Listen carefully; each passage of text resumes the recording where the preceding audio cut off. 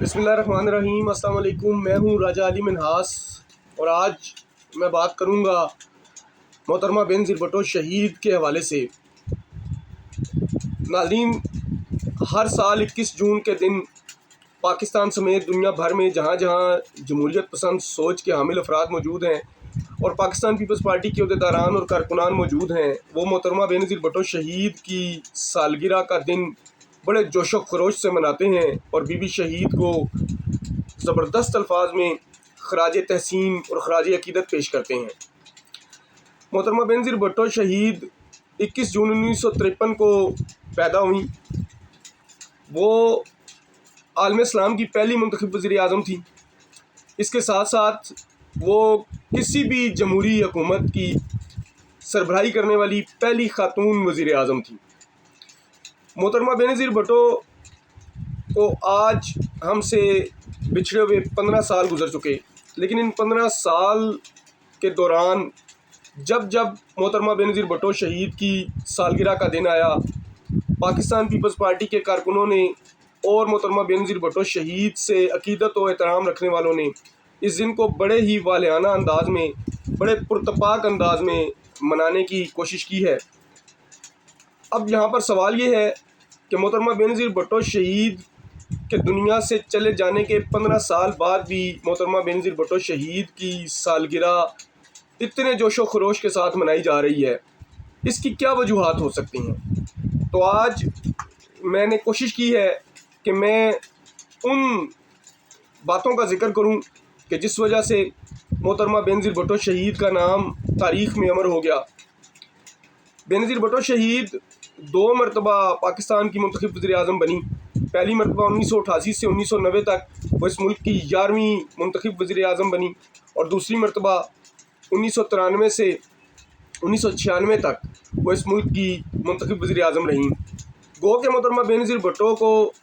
بہت ہی مختصر وقت ملا بحیثیت سربراہ مملکت، لیکن اس مختصر ترین وقت میں محترمہ بینظیر بھٹو شہید نے جو کارہائے نمایاں سر انجام دیے اور جن کی وجہ سے آج پاکستان بہت ساری اندرونی اور بیرونی مشکلات اور چیلنجز سے نبرد آزما ہے اور مشکلات سے نکلنے کی کوشش کر رہا ہے۔ ان میں سے کچھ میں آج یہاں پیش کروں گا تاکہ ناظرین اور پاکستان پیپلز پارٹی کے جالوں کو اور پاکستان کے عام شہریوں کو یہ پتہ چل سکے کہ انتہائی کم وقت میں حکومت کرنے والی محترمہ بینظیر بھٹو شہید نے اس ملک اور قوم کی فلاح و بہبود کے لیے کیا کیا کارہائے نمایاں سر انجام دیے۔ تو سب سے پہلے میں شروعات کروں گا کہ بی بی شہید نے چین کے ساتھ مل کر ایک نیوکلیئر پاور پلانٹ کا قیام عمل میں لایا، جس سے ملکی توانائی کی ضروریات کو پورا کیا جا سکتا تھا۔ بی بی شہید نے چونکہ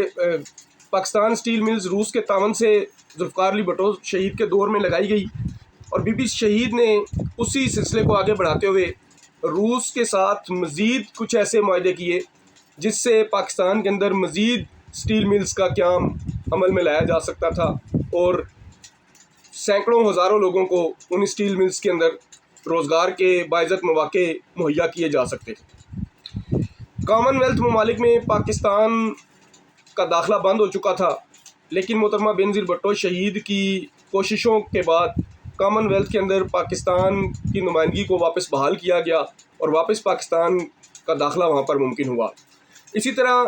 سارک کانفرنس اس سے پہلے کبھی بھی پاکستان میں منعقد نہیں کی گئی تھی، لیکن محترمہ بینظیر بھٹو شہید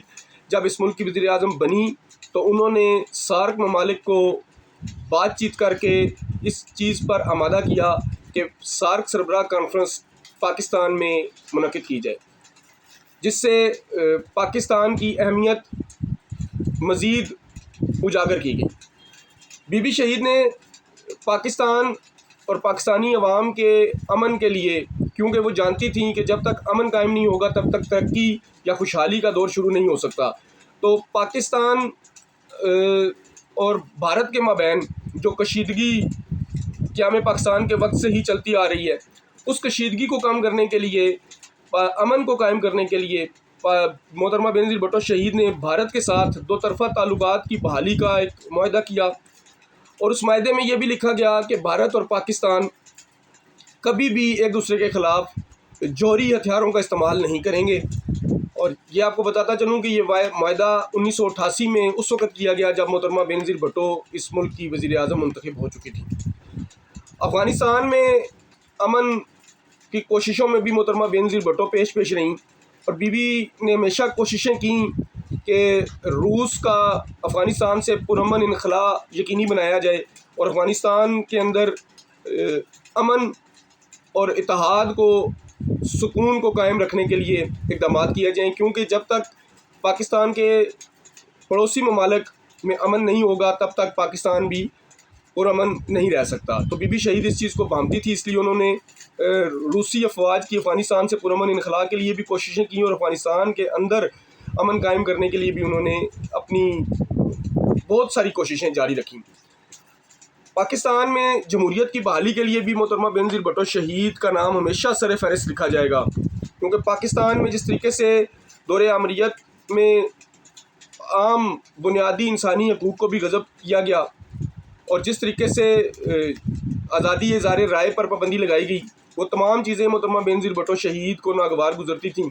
اس لیے بی بی شہید نے بحالی جمہوریت کے لیے بھی انتھک محنت کی، بہت ساری کوششیں کیں جو تاریخ کا حصہ ہیں۔ کشمیر پاکستان کی شاہ رگ ہے، اور کشمیر کی آزادی، کشمیریوں کی حق خود ارادیت کے قیام کے لیے محترمہ بینظیر بھٹو شہید نے عملی اقدامات کیے۔ وہ اقوام متحدہ میں گئیں، وہ دنیا میں کہیں بھی گئیں،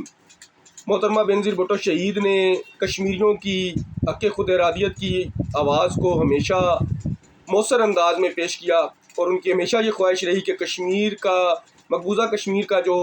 پرامن حل ہے وہ کشمیریوں کی رائے کے تحت ہی کیا جانا چاہیے۔ اور اس سلسلے میں محترمہ بینظیر بھٹو شہید نے عالم اسلام کے تمام سربراہوں کو بھی اس بات پر قائل کیا کہ وہ بھارت پر دباؤ بڑھائیں کہ کشمیر کا مسئلہ کشمیریوں کی رائے کے مطابق حل ہونا چاہیے۔ پاکستان میں ہوائی جہاز بنانے کی صنعت کا قیام بھی محترمہ بینظیر بھٹو شہید کے دور میں عمل میں آیا، اور افواج پاکستان کی حوصلہ افزائی کے لیے محترمہ بینظیر بھٹو اس وقت وہ پہلی سربراہ مملکت تھیں جو سیاچن جیسے انتہائی برفیلے اور شدید ٹھنڈے گلیشیئرز میں افواج پاکستان کے حوصلے بڑھانے کے لیے خود گئیں۔ ضرب مومن فوجی مشقیں محترمہ بینظیر بھٹو شہید کے دور میں شروع کی گئیں۔ آزادی صحافت ہمیشہ سے اس ملک میں ایک بڑا مسئلہ رہا ہے، آزادی اظہار رائے ایک بڑا مسئلہ رہا ہے، کیونکہ آمریت کے پروردہ کاروں نے اور خود ڈکٹیٹروں نے بھی کبھی بھی یہ نہیں چاہا کہ وہ عام لوگوں کو آزادی اظہار رائے کا حق دیں۔ اس لیے محترمہ بینظیر بھٹو شہید نے آزادی صحافت کے لیے جو اقدامات کیے، اس میں انہوں نے نیشنل پریس ٹرسٹ کو نجی شعبہ میں دے کر پرنٹ میڈیا پر سے ہر طرح کی حکومتی کنٹرول کو مکمل طور پر ختم کیا۔ بی بی شہید نے اس ملک میں پہلی مرتبہ بیواؤں اور یتیموں کے لیے ماہانہ وظائف کا اعلان کیا، کیونکہ وہ جانتی تھیں کہ بہت ساری ایسی مستحق بیوائیں اور یتیم بچے اس ملک میں موجود ہیں جو مستحق ہیں، ان کی کوئی مدد کرنے والا، دیکھ بھال کرنے والا نہیں ہے۔ بیرونی ممالک میں پاکستانیوں کے روزگار کے لیے اپنا عملی جدوجہد کی بی بی نے، کیونکہ بی بی پاکستان کے اندر سے غربت کے خاتمے کے لیے ہر وقت اپنی کوششیں جاری رکھے ہوئی تھیں، اور بی بی یہ چاہتی تھیں کہ پاکستان عوام جو ہے وہ خوشحالی کی زندگی گزار سکیں۔ اس سلسلے میں انہوں نے تمام اسلامی ممالک سے، یورپین ممالک سے اور دیگر بیرونی ممالک کے ساتھ ایسے معاہدے کیے جس سے پاکستانیوں کو بیرونی ممالک میں روزگار کے سینکڑوں لاتعداد مواقع میسر ہوئے۔ فیڈرل یوتھ کونسل کا قیام عمل میں لانے کا مقصد یہ تھا کہ جتنے بھی نوجوانوں کے مسائل ہیں وہ فیڈرل یوتھ کونسل کے ذریعے سے بالکل جلد اور فوری طور پر حل کیے جا سکیں۔ بی بی شہید نے پہلی مرتبہ نوجوانوں کے مسائل کے حل کے لیے وزارت امور نوجوانان کا قیام عمل میں لایا، تاکہ نوجوانوں کو جو بھی مسائل درپیش ہیں وہ اس وزارت کے تحت ترجیحی بنیادوں پر ان کو حل کیا جا سکے۔ بی بی شہید نے انسداد منشیات کے لیے اس ملک کے اندر پہلی مرتبہ انسداد منشیات وزارت قائم کی، اور نشے کے عادی افراد کے لیے ملک بھر میں ان کے علاج سینٹر، ان کے لیے کلینکس کا قیام عمل میں لایا، تاکہ تمام نشے قیادی افراد کو واپس زندگی کی طرف لایا جا سکے۔ گاؤں دیہاتوں سے شہروں تک کو رابطے میں لانے کے لیے محترمہ بے نظیر بھٹو شہید کے ادوار حکومت میں جدید پیمانے پر سڑکوں کی تعمیر کی گئی۔ تیل اور گیس کی پیداوار میں 22% اضافہ کیا گیا۔ ملک بھر میں سوئی گیس کی فراہمی کو یقینی بنایا گیا۔ 580 ملین روپے کی سرمایہ کاری سے کراچی کے اندر ٹویوٹا کرولا پلانٹ کا قیام عمل میں لایا گیا، اور محترمہ بے نظیر بھٹو شہید کے ادوار حکومت میں پاکستان کی اسٹاک ایکسچینج جو تھیں ان میں تاریخی اضافہ ہوا۔ اسی طرح بدعنوانی کی روک تھام کے لیے محترمہ بے نظیر بھٹو شہید نے سونے کی درآمد پر سے پابندی ہٹائی۔ مہنگائی کی شرح محترمہ بے نظیر بھٹو شہید کے ادوار حکومت میں 9% سے کم ہو کر 5% تک آ گئی۔ پیپلز پروگرام کے تحت پاکستان کے عام شہریوں کو مفت سائیکلیں تقسیم کی گئیں۔ 1983 میں بلوچستان میں بند ہونے والی بلوچستان ٹیکسٹائل ملز کو بی بی شہید کے دور حکومت میں دوبارہ سے بحال کیا گیا، اس کو دوبارہ کھولا گیا، اور وہاں پر بلوچستان کے سینکڑوں افراد کو روزگار کے مواقع پھر سے مہیا کیے گئے۔ بجلی کے کنیکشن کے حصول اس سے پہلے بہت مشکل تھے اور اس میں خاصی دقت ہوتی تھی، لیکن بی بی شہید نے اپنی حکومت میں ایک پالیسی وضع کی جس کے تحت بجلی کا کنیکشن حاصل کرنے والے افراد جو درخواست دیتے تھے ان کو 35 دن کے اندر بجلی کا کنیکشن مہیا کرنا متعلقہ محکمے کی ذمہ داری ہوتا تھا۔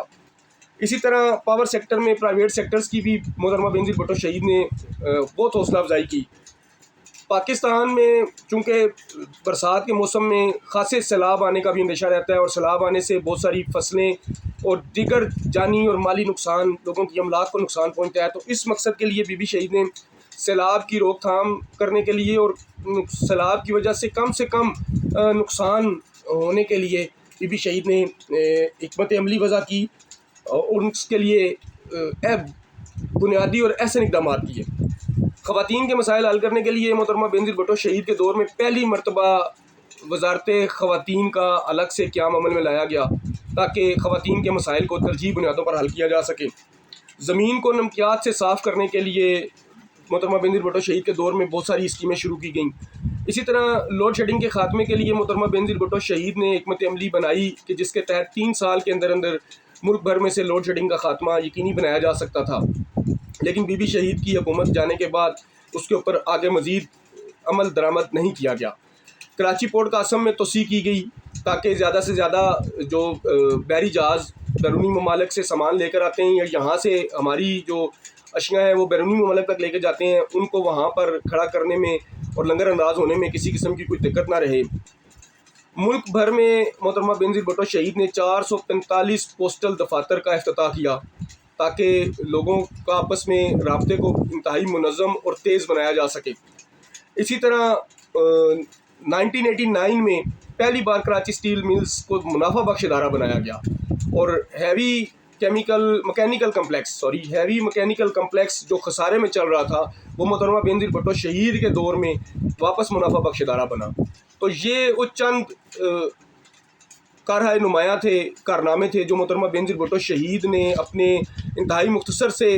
2 ادوار حکومت کے اندر سر انجام دیے، جس سے میں سمجھتا ہوں کہ آج بھی پاکستان خاصا مستفید ہو رہا ہے۔ ضرورت اس بات کی ہے کہ آج پاکستان کے سربراہان کو محترمہ بے نظیر بھٹو شہید کے افکار پر عمل پیرا ہونے کی ضرورت ہے تاکہ اس ملک میں سے غربت، ناخواندگی، پسماندگی اور دیگر جتنی بھی مسائل ہیں ان سے جلد از جلد چھٹکارا حاصل کیا جا سکے۔ میں آخر میں محترمہ بے نظیر بھٹو شہید کو سلام عقیدت پیش کرتا ہوں اور دعا کرتا ہوں کہ اللہ کریم محترمہ بے نظیر بھٹو شہید کو کروٹ کروٹ جنت نصیب کرے، جنت الفردوس میں ان کے درجات کو بلند کرے، اور محترمہ بے نظیر بھٹو شہید کے جانشینوں کو خاص طور پہ آصف علی زرداری صاحب اور بلاول بھٹو زرداری صاحب کو محترمہ بے نظیر بھٹو کے نقش قدم پر چلتے ہوئے پاکستان اور پاکستانی عوام کی فلاح و بہبود کے لیے عملی اقدامات کرنے کی اللہ کریم توفیقات عطا فرمائے اور ان کی مدد اور رہنمائی فرمائے۔ پاکستان زندہ باد، پاکستان پائندہ باد۔